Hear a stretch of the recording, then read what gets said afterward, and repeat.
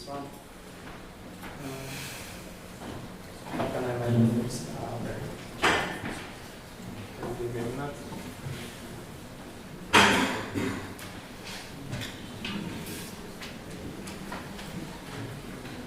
Okay, we'll just stick to the computer. So, hello everyone. My name is Wojtek Rosinski. Thank you for the invitation. It is a pleasure for me to speak here today.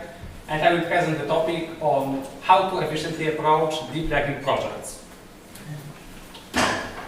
So to begin with an outline, first I will talk about differences between classical machine learning projects and the deep learning projects, because they require a very different approach. I will give a concise overview of the tools required to prepare your machine to do those projects. Then I will tell about a few words about general approach, how can you approach these kind of projects. Then I will provide two project tasks with examples based on computer vision.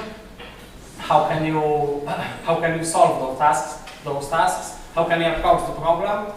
And what are the specific steps which enable you to solve it properly?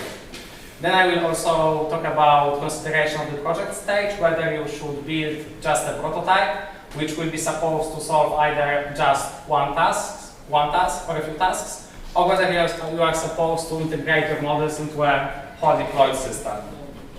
And the last part of my presentation will be recommendations, where I will give my personal recommendations about certain aspects of the deep learning projects and how can you make your approach more efficient in order to solve those problems faster. So maybe I will also say a few more words about myself. I'm a Kaggle Master. I have, I think, about 3 years of experience Kaggling with some on and off periods. I have taken part in, I think, over 30 competitions, with around half of them ending in medals. And a significant part of those competitions were deep learning competitions. Most of them were computer vision, but I also have some experience in text competitions. Okay, so basically, deep learning projects are kind of bug hunting, because there are so many things that can go wrong when you are processing your data for the deep learning part, when you have to prepare the data format for the model input, and also when you are doing both the modeling and the inference part. So when you do the deep learning projects, most of your time is basically spent on debugging those projects. So why are the classical machine learning and the deep learning projects so different? There are many differences.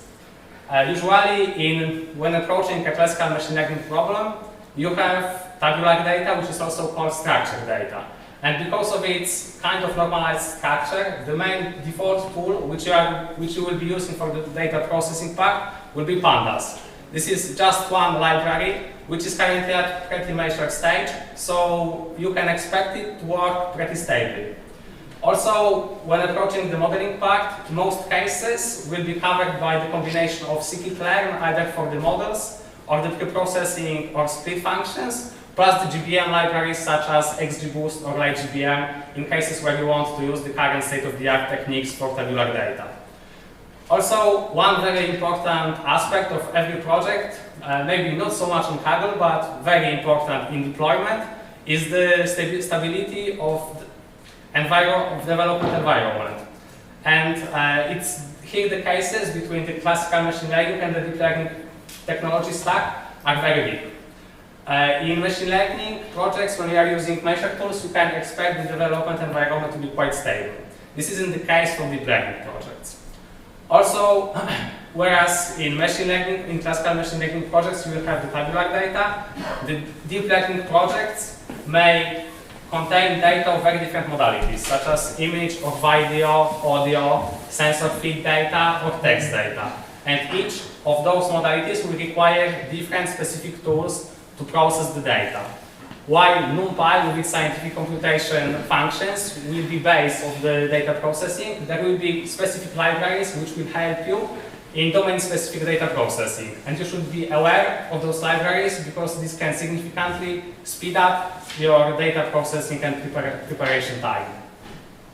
There are also different frameworks for modeling, And all those frameworks require a bit different approach. So this is also one important decision which you should make when approaching a deep learning project. Which framework do you want to use? And like I mentioned earlier, the environment for deep learning projects is very dynamic. Not only new models are being developed every day, so you have to basically keep track of current research, but the libraries and the technology stack isn't very mature also. So you can expect breaking changes, both in terms of the basic technology stack, let's say, which is CUDA and cuDNN, and some breaking changes in the libraries themselves. So let's go over a concise tools overview. There is a required technology stack for every deep learning project, in case if you want to use a GPU for it. And basically, if you want to approach any deep learning project with a reasonable sized model, then you have to use GPU. So the first and foremost, there is a CUDA library, which is made by NVIDIA, and it provides a basic stack of routines for GPU computations. There is also cuDNN, which provides a set of optimizations specifically for deep networks. And then there's the choice of deep learning framework which you will choose. Currently there are two dominant ones, PyTorch and TensorFlow, and I will outline the differences between the two in a few slides later. There are also some optional libraries which it's worth to be aware of. For PyTorch, there's Apex library, which gives you support for mixed precision training and inference, and if you have a GPU which can make use of it, either Volt or Turing architecture, then it's very good to keep this in mind and make use of it every time it's possible. Because basically, all other things equal, even if you won't get any speed up just changing the precision, then at least you should be able to fit twice the batch size. And in case of very big models, this basically equals twice the speed up. There is also the TensorActi library made by NVIDIA, which provides some graph optimizations for faster inference. It is used in deployment models, and it enables you to fuse certain operations together in order to speed up the inference. And when deploying a deep learning model, the inference speed is the most critical part of it. If you want to have your machine prepared to deep learning projects, there are two ways to do this. You can either natively install all the packages on your local machine or a machine in the cloud. And this is the preferred way for quick development because it enables you to make quick changes and install proper versions of all the packages that you need for a specific project. Here, one of the most important aspects is the choice of the Linux distribution.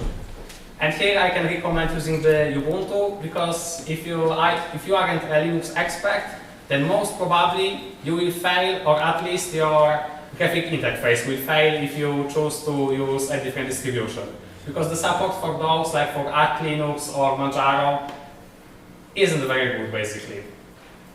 When you choose to install the packages such as CUDA and cuDNN, you have two ways of installing them. Either the Debian packages, which are a good way which are a comfortable way to prepare your environment, because most of the things are done automatically for you. But this comes with a cost of flexibility. The second way is installation of those libraries via run files. And in cases where you have different projects which may require different versions of CUDA or cuDNN, then you will be able to switch between different versions with just a few lines of code. But you have to do the manual preparation of the system. And there are also some situations, for example, kernel updates to the distribution where your graphical interface will break. And I have experience with my graphical interface breaking for like 6 or 10 months, because that was the period of time when I used the run files installations. And while it's okay, you can get pretty frustrated with time when it's the 10th time that your UI breaks and you have to reinstall everything and hope that this time it will work. Also, if you are doing different projects, then you should have a package manager, which will enable you to create different virtual environments. And for this, I can recommend Anaconda, because it has a pretty widely adopted ecosystem. And it also enables you to install some of the packages natively via the Conda distribution, via the Conda package manager. And in some cases, if you do not have root access to the system, this comes handy because some of the packages will require you to install some of the packages, some of the system packages. And with Conda, you can just install those. You can install those libraries directly via Conda, instead of installing them, installing first the system packages and afterwards installing the packages manually via, for example, pip. The second way to prepare your system is the Docker and the Docker images. And if you want to make use of GPU support, then you have to NVIDIA Docker install also. There are two ways to prepare Docker environment. You can either use custom images, which you specify to your needs, or you can try to use prepared, pre-installed image, for example, coming from NVIDIA GPU Cloud, NVIDIA NGC. And that's a good way if you, so basically the Docker images are the only way to deploy the deep learning environment, if you want to deploy it on multiple machines. But if you are doing just local development, then the native installation will be much more comfortable for you in most cases. Then comes the choice of the framework. While there are very many frameworks for deep learning, there are two dominant ones currently, the PyTorch and TensorFlow. PyTorch is more dominant in the research, and TensorFlow is dominant in the production or deployment part. Each has its own advantages and disadvantages, and the ecosystem of the landscape is pretty dynamic because there are changes coming to all those, and the other libraries basically every month or so. The PyTorch, while being a more low-level library, which will require you to write a bit more code, like low-level code for training loops or model optimization, is much more flexible because while you have to write this code once, then in most cases you will be just able to copy and paste it and use it in the other projects. So when you have this code written, then it enables you for very quick experimentation, and you have a lot of parameters to vary when you were approaching the deep learning projects. So this flexibility is very useful. There is also a great variety of model implementations in PyTorch because most of the research is done in PyTorch. Then you will often have official or quickly adopted implementations of state-of-the-art models. So yeah, like I mentioned, it's good for research. And one very important thing is that, at least currently, the mixed precision support, which is usable by Volta and Turing architectures, GPU architectures, is, in my experience, much better in PyTorch. So if you have those, I recommend using PyTorch instead of TensorFlow. While TensorFlow with the 2.0 version also has some automatic mixed precision options, it doesn't always work very well. If you want to deploy PyTorch models, you have two ways of doing it, at least two that I am currently aware of, which are kind of deployment specific options. And this is ONNX format, which is a unified format. It's unified neural network exchange format, to be exact. And this enables you to compile models coming from different packages, bring them to a, let's say, common denominator, and then use those models with different deployment tools. There is also the Torch script, which enables to convert models from Python to C++, which can be of use, for example, when deploying on embedded devices, where you don't have enough space and you can't afford the latency of Python models. The TensorFlow is a bit more deployment oriented, and currently it aims to bridge the gap between research and production with provision of different APIs. Recently it has been updated to the 2.0 version, maybe now 2.1 even, and most of you, if you are interested in deep learning, you probably should at least have heard of Keras. So if someone have heard of Keras, can show. Okay, so at least there are some people who have heard of it, and the Keras has very clean API which enables you to specify and train models very efficiently and very quickly. And while with the first version of TensorFlow had very dirty API, so most of the people weren't using it, but they were using Keras instead.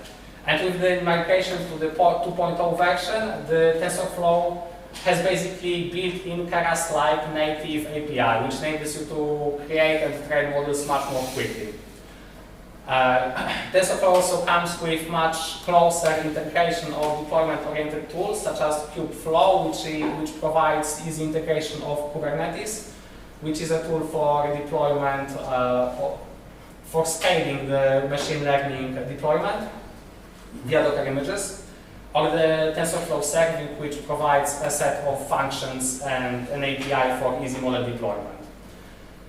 In TensorFlow, finding the state-of-the-art model implementations may be more difficult because most of them will be probably done in PyTorch. So you can easily find implementations of mature and stable models, which already maybe are not old but have some age, are kind of aged.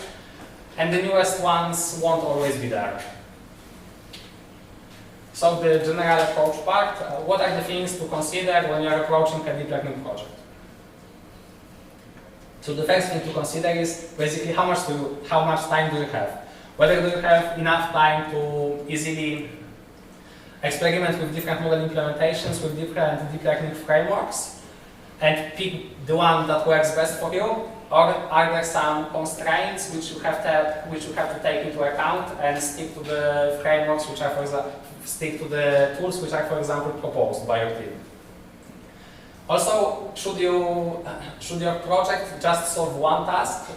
This usually will be done by just one model, or are you supposed to build a system? If you are supposed to build a system, this will require a different approach, because there will be things to consider, how you can integrate your model with the rest of the system in order not to cause a lot of overhead.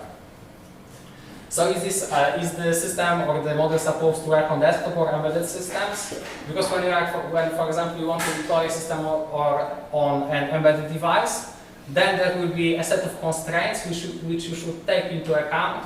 Because if you start to experiment with models which will provide great results, but will be designed for the desktop system, and then you will have to migrate them to an embedded device, this may just be impossible, and then you will have to start your work all over again. You should also consider what are you going to optimize for. What will be the requirements? Are you supposed to optimize for inference speed, maybe in some cases for training speed if you want to minimize the training costs? Or are you supposed to optimize for the quality of predictions? Usually you have to optimize for something right in between the two. So you optimize for reasonable quality in reasonable prediction time. And you should also consider how stable the outcome should be. Because there will be many implementations, in some cases there are many implementations of the same model. Some of them will be better in terms of quality or in terms of training or inference speed, but they can be like in state of constant changes. And if you want to deploy such a model, then you should take this into account, or basically when you will want to deploy it or even run it again after a few months, it will basically break. So which are the steps to consider when approaching a deep learning project? First, the first question is, do you need to look outside the official implementations of the models? Because most of the frameworks will provide some kind of an ecosystem, and in this ecosystem you will have official implementations which are usually of high quality and modular. So if you can, you should stick to those implementations, because you should, to some extent, you are guaranteed that they will work the way they should work. But if no, you should check the current state of the art, and there are a few websites which enable you to easily check models for different tasks, and then pick one which will suit your needs, whether this is whether you optimize for quality, or in some cases you can also choose a constraint that you want the system to work, for example, in real time, and then you will get a list of models with possibly their implementations which should work in real time. A very good thing to do is to look at previous Kaggle competitions, because there's a high chance that some of those competitions will be, at least to some extent, similar to the problem you're trying to solve. And if this is the case, then you should take a look at the solutions and the kernels, because first thing, they will give you a good overview of the tools and libraries which are used to solve these kind of problems. And also, in some cases, you will be even probably able to use parts of the code to make it work in your solution or to solve your problem. So this will, in general, provide a very good starting point. And the last thing, if you have enough time to do so, then you always should experiment with the implementations that you have found. Because, for example, let's talk about a specific example. There's this object detector, which is the single-shot detector, SSD. And there will be implementations of it in PyTorch, in TensorFlow, in some, like in TensorRT also, which is made by NVIDIA.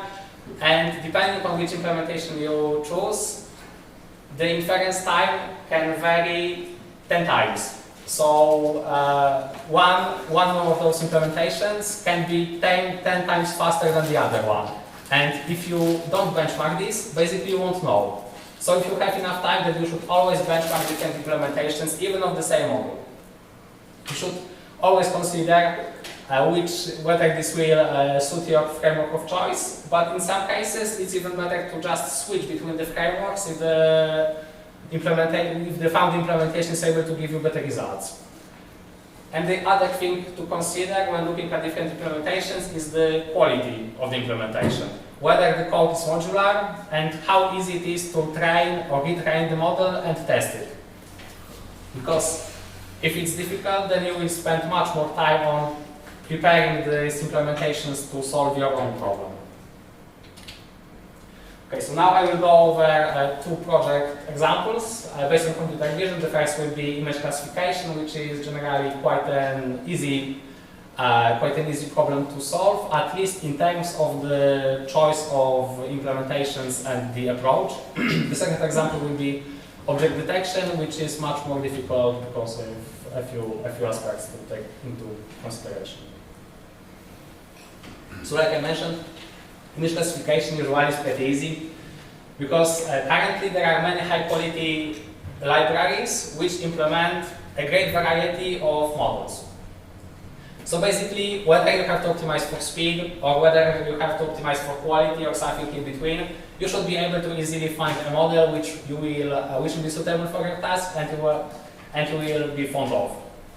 First, you should look at official implementations because with TensorFlow comes the Keras applications module, and it will implement like a dozen of models, some optimized for speed and some for quality. So you should be able to easily pick at least one or two of them, which will suit your needs. The PyTorch has Torch Vision package in this ecosystem, which provides also a variety of models. There are a few more models in it. And if you are solving a computer vision task, then in most cases they will be just faster in terms of both training and inference, so I can recommend PyTorch for the computer vision tasks in general. But in the case if you haven't found a model which will suit your need, there will be also many high-quality libraries which basically aggregate different models with the pre-trained ones which you can use for either in PyTorch or TensorFlow. In general, this implementation of those libraries are very modular, so you can easily change model. It requires just a few lines of code. You just have to remember about proper preprocessing function, but in most cases it is also provided for you. So to conclude, when solving an image classification task, in most cases choosing proper architecture is efficient and quick because it only requires a few lines of code. Object detection, on the other hand, is much more difficult because different models will be usually different repositories. Those implementations will have different structure of training functions, of testing functions, and you will basically have to rewrite most of them if you want to integrate models in your pipeline or your project. But first, if it's possible, then look at official implementations and stick to the models which are implemented in those libraries. In PyTorch, there's only one object detection or instance segmentation model currently, which is the Master RCNN or the faster RCNN if you only care about the detection. And The TensorFlow has its object detection API, which is pretty good for inference, but in most cases it will be much slower than PyTorch. But it's much more difficult to retrain the models using this API. Also, the quality, like I mentioned, the quality and speed of the model will heavily depend on the implementation. Some may be even a few times faster than the other implementation. So, probably you won't be able to just solve your object detection task with one of the models from official implementations. So we have to look further. And when you look further, you should just look at the state of the art or the current models which you have idea, or the models that you have an idea of. And then you will probably find a few different implementations on GitHub.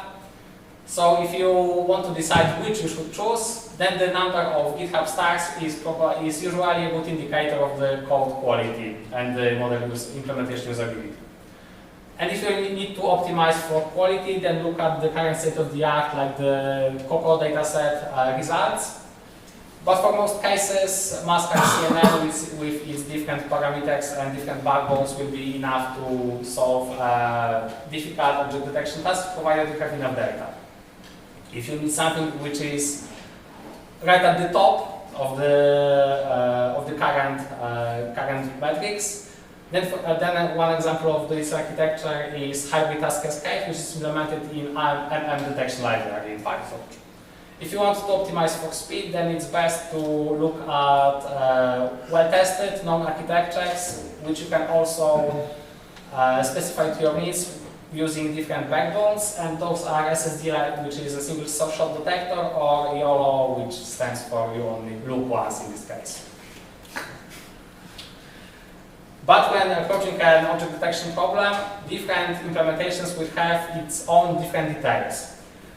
In most cases, the images will be pre-processed differently. When you are using either Pillow or OpenCV, the images are being loaded in different formats, in different ordering of the colors. And you should always remember which format does the model take. I was working on a project where I used one of the Master CNN implementations. I trained some models before, so I had like, let's say 0 for MAP, which is mean average precision, the basic metric for object detection, from the previous libraries. Then I found another one, I trained the model. It also gave like 0.42, so I was quite happy, let's say. It wasn't worse, at least like slightly better. Then a few days passed and I thought, I guess I'm not sure whether it takes RGB or BGR images. So I have changed just one line of code, and then my MAP metric jumped from 0.42 to 0.62.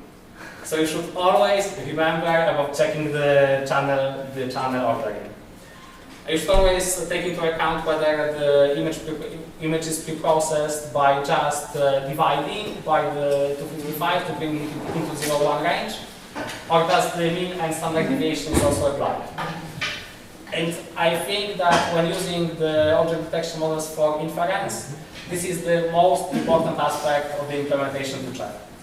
And the easiest way to check it is to just look at either the demo or the test script, which usually pre-process the image for you. Then you also have to check the bounding box format, because some of the models will take absolute or relative coordinates, and some of them will take just the beginning of the bounding box coordinates, so XO, YO, plus the dimensions of the bounding box. And if you provide the model with wrong type of coordinates, then it won't converge.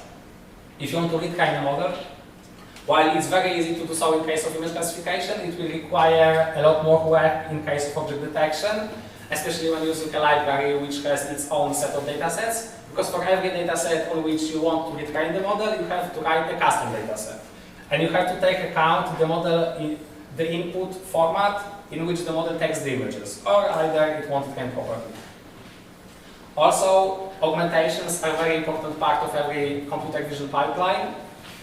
And sometimes integration of those augmentation via some popular packages such as argumentations isn't also straightforward, because the model preparation functions pre-process the input or the boxes differently, so this may not be such an easy task.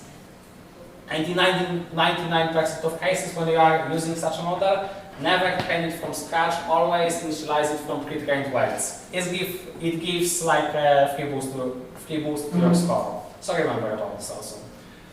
And if it's possible, and this is mentioned here once again, if it's possible, then benchmark a few different implementations, even of the same architecture, because the results may vary significantly. For example, the Master CNN, the first popular implementation was done in Keras. It was like a year ago, even earlier. And this is an implementation which is both less accurate and much slower than current implementations. While it's okay in terms of the API, if you have the possibility to use a current one like the Detectron tool from PyTorch or the TensorPack from TensorFlow, use those. So in general, for computer vision, there are a few useful libraries which, if you know of, can make your life much easier. My personal preference for deep learning projects in computer vision is PyTorch for the deep learning part. Then the OpenCV or PillowSynth for image loading and processing, because those are fast, and they also provide you with a set of functions handy for image pre-processing, and the less packages you have, the less dependencies, the better for your project. Argumentations is a great package for augmentations, while it doesn't cover all the needs. For example, it doesn't cover all the pre-processing functions for key points. For most standard tasks such as semantic segmentation, object detection, or classification, it's perfect. Then if you are using, if you have a suitable GPU architecture, either Volta or Turing, and you are using PyTorch, then remember to use Apex, because it will speed up your training speed. And if you don't fancy writing your own split functions, then use scikit-learn, but make sure that if you are using it, a random split is proper in this case, because there will be many cases where a random split isn't a proper way to split your data. So the last part of the first presentation part is the project stage consideration. So whether you have to build a local prototype or a deployable system, there will be different requirements and different approach to take. If you are building just a local prototype, for example, if you want to demo it and show what performance is possible when solving such tasks, then you can approach it differently in comparison to building part of a system, something which is supposed to be deployed. So if you are building a local prototype, just experiment a lot, look at different architectures, look at different implementations or different architectures, or even the same architecture, and then pick the combination that performs the best and which is the most comfortable to work with. But also, if possible, try to keep in mind how many things should or need to be changed if you want to make it deployable. Because it's always better to start from something and not always from scratch. But if you want to build a deployable system, that if it's possible, you should stick to one framework. And if your team has a preference for using a specified framework, then usually it's better to use this one instead of choosing a new one. You should also think about how easy it is to integrate your model with the rest of the system. What kind of API should you have for the model to be useful? Are there a lot of data pre-processing steps which need to be done before the input is fed to the model? And also, what are the system model requirements in comparison to the system requirements? Because you wouldn't like to be in such a situation that your model will eat 95% of all possible capacity of the system. Okay, so here's the second big part of the presentation, and it's the recommendations part, which is based on my personal recommendations. There are a few parts of code and a few slides with ways to make your projects more efficient. The first one is to keep your files organized, because good directory and file structure will contribute and make many processes much easier. There will be much easier data loading, because there are many cases when you are writing your data pipelines that you will be loading images which will be in specific directories. And if you can keep those directories organized, then you can much easier work with you can write much better data set definitions, and it's much easier to just know what is where. You can also have a much more structured data processing and saving part, and all those things contribute to much smaller problems with finding something in case you want to get back to a project after a few months. Because if you won't keep your files organized, then I can guarantee that if a few months pass, you won't be able to find anything. So here's a very basic directory structure where you have a few main directories, which is input, miscellaneous, notebooks, resources, and source. So in input you can have a few high-level folders for training, test, and validation. Then you can split those into processed data and raw data. In the miscellaneous, there can be, for example, different documents which you gather, which are somehow connected with the project. The notebooks is the directory for the notebooks where you do all your dirty work before, for example, exporting it to a Python package, which should be somewhere around the source directory. It's also very useful to gather some papers, so resources directory can be great for this. Or if you want to automate this, there's the cookie cutter library, which will do the project structure for you for free. The second thing is to use version control like Git, and if you are used to using the version control, then you know how important it is. And if you aren't used to using the version control, then when you start, you won't be able to do any project without it.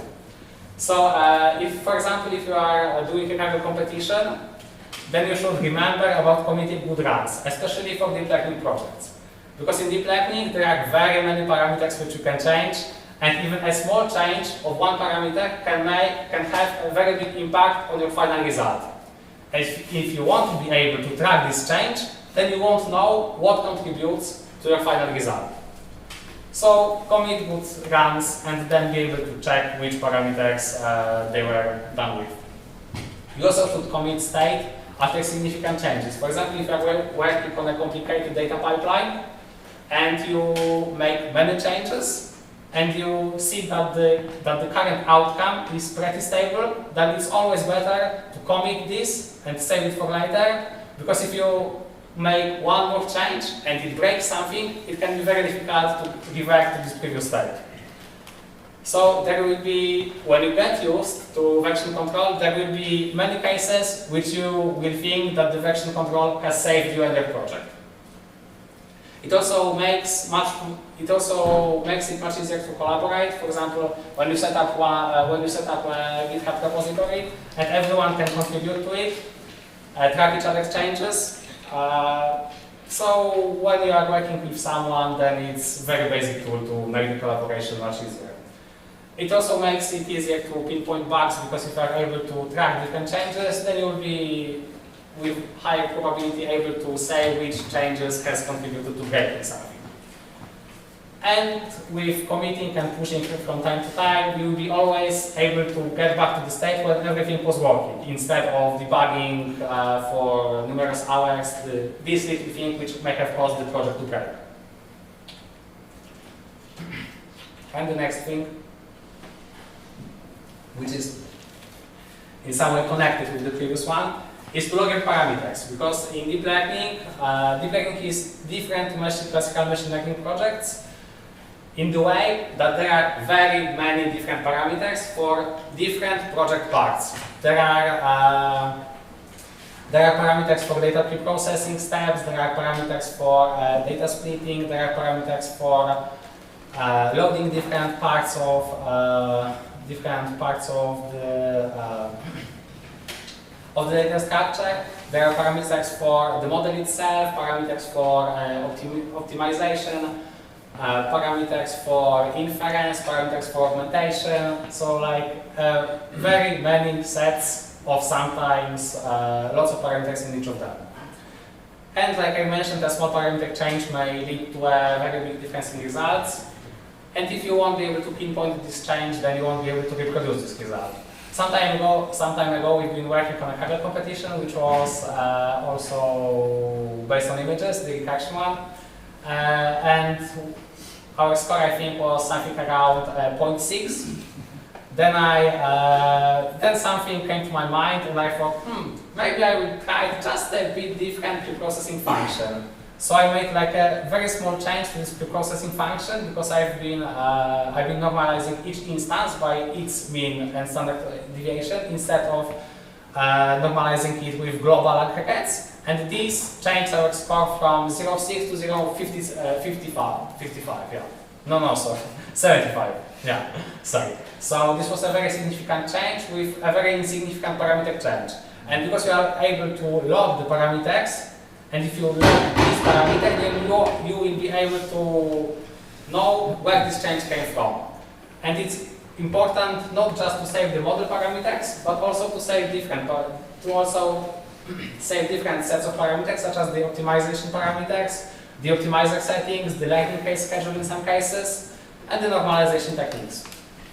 And you can do this either manually, where you just gather a list or a dictionary or whatever you want of the parameters which you want to save, then you query them and save them to a local file, or you can do this via an external package.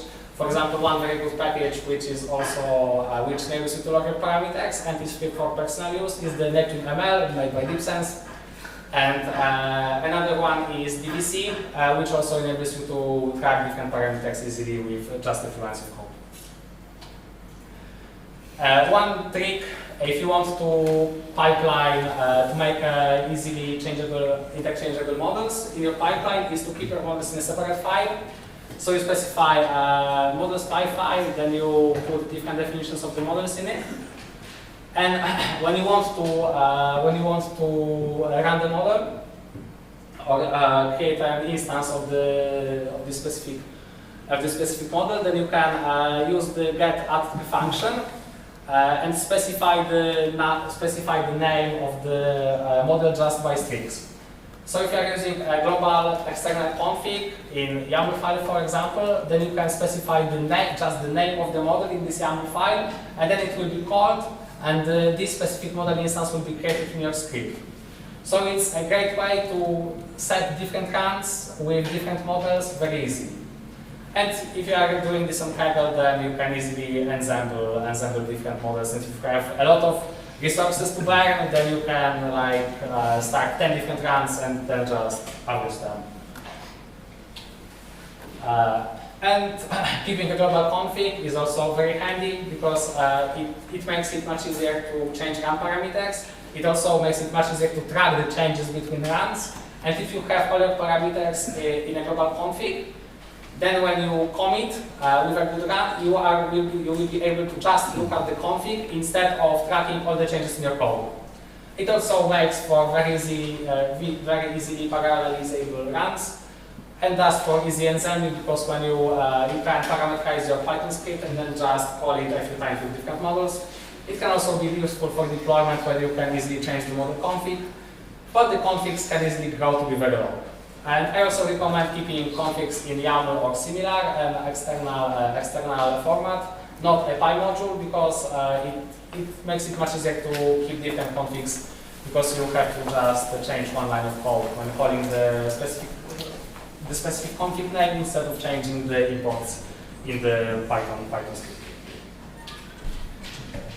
It's also very important, especially in deep learning projects, especially in the complicated ones, to create easily extensible models. For example, if you are going to create a system which will deploy, let's say, 5 or 10 models, and you will train those models, and there is possibility that each of the models will require a bit different dataset definition or a bit different preprocessing pipeline. So, but usually most, or not always most, but some parts of it will be reusable between different models. So you can create a default class which will provide some basic functionality, such like this shouldn't be as tensor, it should be just opt image. So you, for example, can create a class which have functions or methods for loading the image, for processing it to tensor from NumPy array, for pre-processing, fetching a single sample, and then the get item and the len are the two required functions for. Do you have a question? Yes, I would like to ask if because this is some sort of abstraction that you add into the code, and this is, in my opinion, it is a very good organization of the code. However, just out of curiosity, do you know what would happen if we added too much abstraction? Like, would it limit the performance, or can we add as much abstraction as we want? Do you have experience with this? Yeah, so there's always a trade-off. It depends on the kind of the project you're working on. So, for example, if you're working on Kaggle competitions, I always struggle with this, with how much abstraction is good enough. Because the more abstraction you have, the more things you can possibly automate. But on the other hand, the less flexible you become. So if you are doing, for example, Kaggle competitions, there is some degree of code modularization or the abstraction level, which is good. And how much this requires, or this depends on very many aspects. So you kind of get a feeling for this with experience. For example, one thing that I can generally recommend is proper abstraction of the data sets.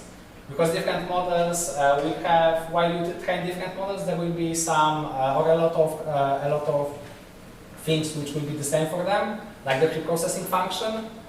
And if you can easily extend the data sets with the same pre-processing function, then if you get back to a project or want to change something, you won't have to think or run a few trial runs to make sure that you have chosen the proper pre-processing function, because you might have forgotten which one was the proper one for this configuration at hand.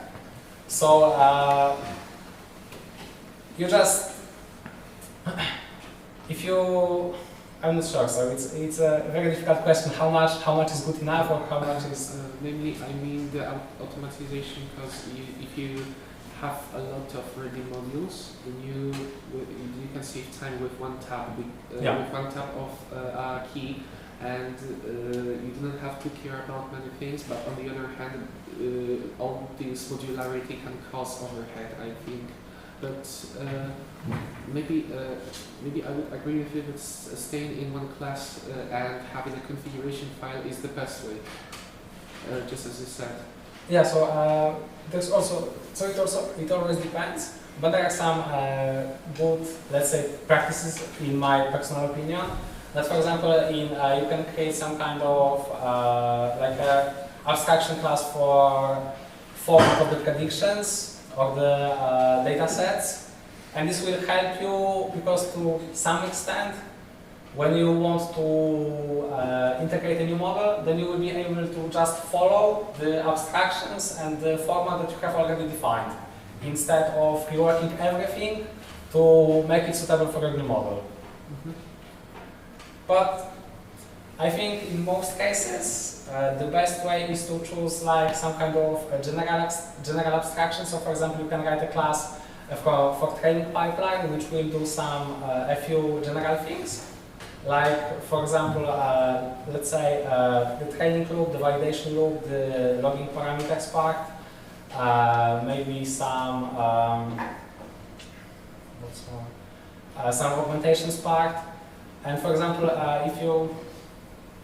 if you know that you will train models which will have different input structure or output structure, then you can reuse all the parts of the pipeline except for those which define the training and the inference loop. And you can just override those parts, those methods,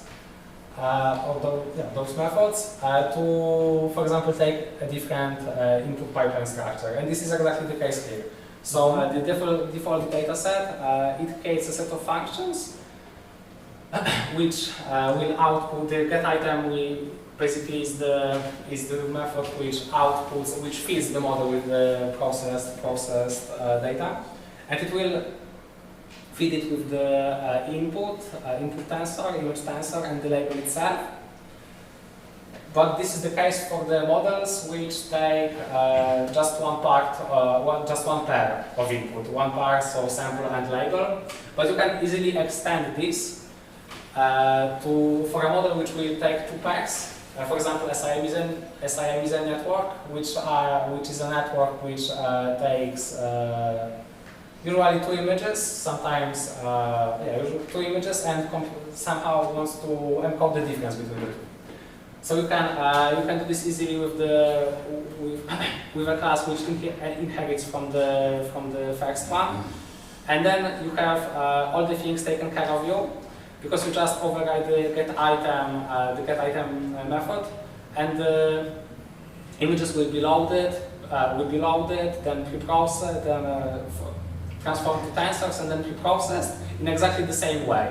And you can choose two different samples by just changing the index.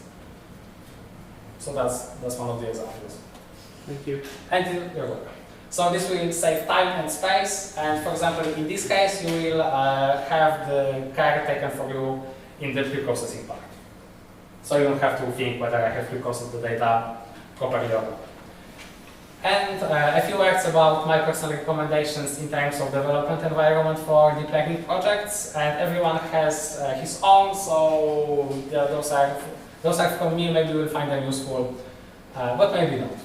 So in terms of the environment itself, I recommend Anaconda's environment manager because, like I mentioned earlier, it provides you with a nice ecosystem. There are many packages which can be more easily installed.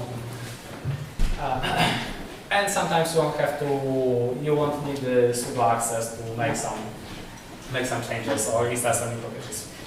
For the quick experiments, the development, I recommend Jupyter Lab, which is a kind of new version or an extension of Jupyter Notebook. And it has its own set of extensions. I use the Vim mode because it makes the writing much more quicker once you get used to it.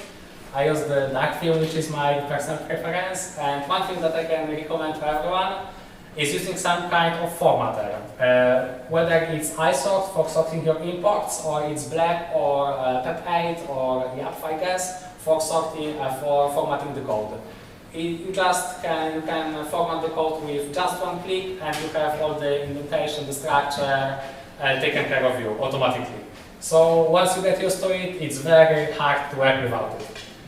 Just can I? Sure, go on. Just quickly, so what about debugging? I mean, one of the Yeah, first things you said yeah, I know. was So debug these things. yeah. So from my personal experience and from the experience of a few persons that I've worked with on some deep learning projects, basically because they are mostly about quick experimentation and also quick debugging, you basically become a master of print debugging. You don't use the professional debugger like I don't use the VS Code debugger. Some of my friends use the PyCharm, and it also has a very good debugger. But when you machine learning, you usually just print everything out. So I'm aware that it's not the best software engineering practice. When you have a few years of experience with print debugging, then basically you just get good at it and you know where to look for the bugs. I think this also forces you to do the stuff in small chunks. Yeah, which yeah, is good exactly. for me. Exactly, yeah. And I think that also stops getting too deep into Yeah, it. exactly. So it's hard to solve. So that's what this lets you do. Yeah, so you do all the dirty work in the notebooks of the lab, and then when you know that something is worth exporting, you should always export it to a Python module. Because if you keep a notebook which has like 5,000 lines of code, it can be quite painful. Not only in terms of finding what is where, and not only in terms of collaborating on this notebook, but just the notebook will load itself in a few seconds. So I don't recommend this one. And yeah, for proper software engineering in the projects you can use like PyCharm or VS Code or something else, and then you just work on the Py modules in it. There are also some extensions to those which provide you with support for Jupyter notebooks, but they won't provide you with the functionality of either the VS Code or the notebooks extension. So for example, if I got used to Vim mode in Jupyter Lab, then I won't get this in the Jupyter Lab environment of VS Code. So that's why I have to kind of divide my work between the two. And then if you are working a lot on remote machines, then I can recommend Emacs. It's a terminal emulator which keeps persistent sessions. So for example, if you want to turn off your machine or you just want to log out from the machine, then this session will persist. And as soon or as long as this machine won't be turned off or restarted, you can always attach to this session with just one keystroke. And yeah, for some remote quick development, Vim is the preferred way for me. And for terminal, because this is also when you work alone with remote machines, then you spend most of your time in the terminal. And I can recommend the Z Shell with all my Z Shell distribution and some Powerline, because it has auto suggestions, which basically when you write a comment in the terminal, it will remember this comment, and when you start writing when the beginning of the comment which you will write will be the same, then it will suggest the previous comment which was written automatically. And when you get used to it, you can live without it. So I recommend trying this one out. It also provides some Git aliases, so you won't have to write like git commit /m message and the message itself, but you can write gcmsg or gpif of git push. And there are also many more extensions which you can use depending on your needs, like Tmax aliases, and then they all will make your life easier. That's it. So thank you for your patience and thank you for your attention.